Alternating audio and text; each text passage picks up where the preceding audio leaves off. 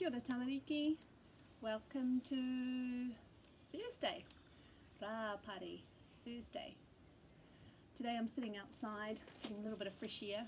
It was really nice to see some of your smiling faces yesterday. We had a few conversations on Messenger, and some of you got to talk to me and some of you got to talk to Joe and some talked to Karen. And I got to see into your houses.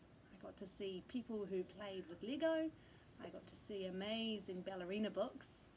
I got to see jungle gyms, swings, all sorts of exciting things. So thank you for letting me into your world. It's kind of cool. During this rahui, during the lockdown, I've got to see a bit of your world, and you get to see a little bit of mine as well. Yesterday when I talked to Oscar, he was feeling a little bit sad because he was starting to miss his nature kindy friends. There's one really great thing about where Oscar lives, and that is that he lives close to Long Bay. So he's able to walk down there every day, and I know that he's really loving that.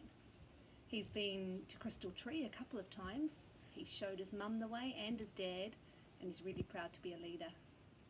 When Oscar was feeling sad, I wanted to try and help him to feel happier. And I know how much Oscar loves Maori stories. So I said to him, I have another story I haven't shown you yet called Te Maori Bread Man. And Oscar was really excited to know that I could film that for him. So we're going to do that story today. I let Oscar know in this story there is something. Sharp claws and sharp teeth. Don't get too much of a fright. Kua rere tātou. Tīmata. Tamariki ma haere ki te whareki. Tamariki ma haere ki te whareki. This is the story of Te Maori Bread Man. Once upon a time there was an old kuia. Her puku was rumbling and she was hungry. I want some kaireka, I want some yummy food, she said. I think I will make some Maori bread. She got her mixing bowl and she added in her flour, her sugar, her salt and her oil, and she stirred it up. Once she had made the dough, she decided to roll it out. And after she had rolled it, she chose to make it into a man, a tane. She cut around a shape, giving him a head, 2 arms, 2 legs and a body. Ah, look at his tinana, look at his body. I think he needs something else, she said. And she put 2 little raisins into his mahonga, his head, to make his eyes. Once she had cut out Te Maori Bread Man, she needed to put him into the oven to bake. She opened the door and slid him in. She shut the oven door and she knew she had to wait for him to be cooked. I don't want to open the door too soon, she said, or else he won't be ready. She got about her business and tidied up her washing and dishes. And soon she could smell. I smell a yummy smell. I think Te Maori Bread Man might be ready. She went over to the oven to open the door to have a look. Te tero, have a look. Out jumped Te Maori Bread Man. Oh my goodness, said the old kuia. My Maori bread has come alive. And the old kuia said, Maori Bread Man, whakatū, stop. I want to eat you. Cow, said Te Maori Bread Man, and he ran away from the little old lady. E oma, Te Maori Bread Man ran and ran away from the old kuia. He ran and ran until he came to a bird. It was a kiwi bird. The kiwi looked at Te Maori Bread Man and said, Maori Bread Man, whakatū, stop. Te Maori Bread Man knew that the kiwi wanted to eat him. Did Te Maori Bread Man listen? Did he whakaronga? Did he listen? Cow. No, he didn't. He said, I'm going to keep on running. E oma, I'm running away from you. I've run away from the kuia, and I'll run away from kiwi too. So he ran and ran and ran. So now there was a kiwi and a kuia both chasing. Te Maori Bread Man. Te Maori Bread Man kept on running and running, e oma, until he came to a kikorangi bird, a bluebird. It was a pukeko. The pukeko looked at Te Maori Bread Man and said, Te Maori Bread Man, whakatū, stop. Did Te Maori Bread Man listen? No. Kao. No, I'm not going to stop. I know you want to eat me up. So he said, I'm off. E oma, I'm running and running. You can chase me, but you won't catch me. So now chasing Te Maori Bread Man was a pukeko, a kiwi, and a kuia. Te Maori Bread Man kept running and running as fast as he could. Soon he came to another bird. It was a weka. And the weka looked at Te Maori Bread Man and said, Te Maori Bread Man, whakatū, stop. Did Te Maori Bread Man listen? Kao, no. He said, I'm not going to stick around so that you can gobble me up. I'm too smart for that. I'm going to keep on running. E oma, and off he ran. And he ran as fast as he could. The weka started chasing him as well. So now chasing Te Maori Bread Man was a weka, a pukeko, a kiwi, and a kuia. Te Maori Bread Man ran and ran until he came to a big rock. And he saw something sitting on the rock. He looked at it. The thing on the rock blinked his eyes slowly and looked at Te Maori Bread Man. It was a tuatara. Tuatara said, Te Maori Bread Man, whakatū, stop. I would like to eat you up. No way, said Te Maori Bread Man. Kao. I've run away from a weka, I've run away from a pukeko, I've run away from a kiwi and a kuia, and I will run away from you too. And e oma, off he went. So now chasing Te Maori Bread Man was the tuatara, the weka, the pukeko, the kiwi and the kuia. Te Maori Bread Man was starting to get a little bit tired. He still had lots of energy though. He ran and ran, crossed the paddock, through the field, over the hill, until suddenly he came across a great big rako, a big tree. Te Maori Bread Man looked at the tree and he was worried. He didn't know how to climb a tree. What was he going to do? Te Maori Bread Man looked up into the tree. He looked behind him and he saw the birds chasing him and the kuia getting closer, and tuatara was also getting closer. What am I going to do? Suddenly he heard a scratching sound, and down from the tree came a creature with sharp teeth and sharp claws. It was Possum. Hello, Te Maori Bread Man, he said, eyeing up the Bread Man greedily. I see you've got a problem. You need to run away from the things that are chasing you, but you don't know how to climb trees. Why don't you hop onto my back and I will take you up this rako? Oh, I don't know, said Te Maori Bread Man. Oh, you can trust me, said the possum. I climb rako trees all the time. I climb them every night and I'm a super good climber. Hop onto my back and I will take you.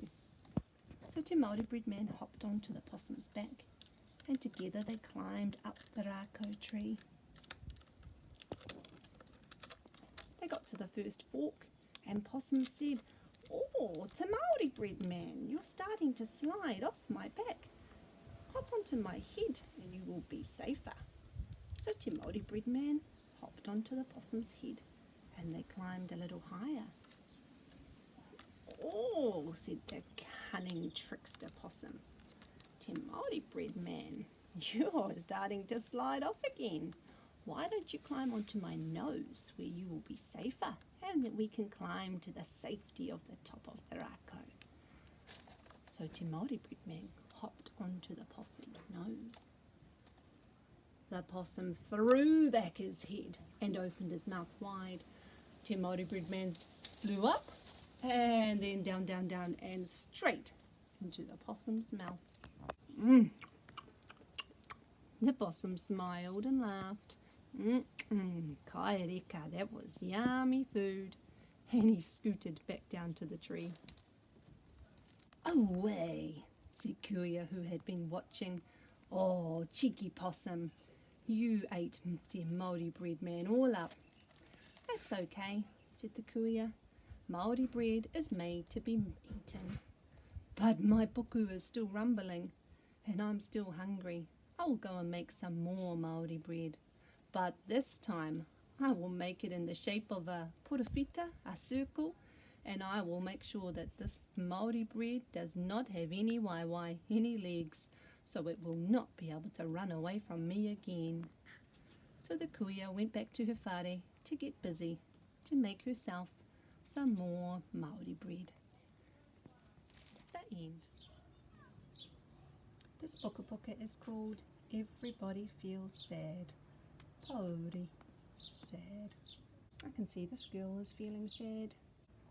She has some special people around her who are giving her a hug and supporting her. Feeling sad. Everybody feels sad sometimes. You might get sad if things change in a way that upsets you,